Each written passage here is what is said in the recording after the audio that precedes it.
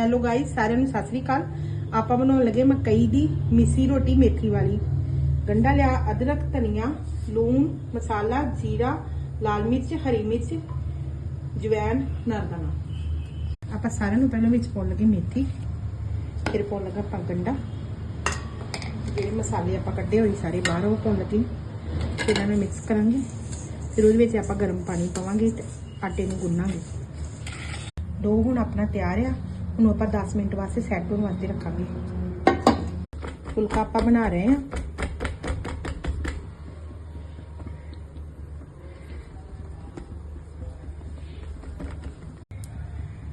ਤਵੇ ਤੇ ਆਪਾਂ ਘਿਓ ਪਾਇਆ ਥੋੜਾ ਜਿਹਾ। ਹੁਣ ਆਪਾਂ ਫੁਲਕਾ ਪਾਵਾਂਗੇ।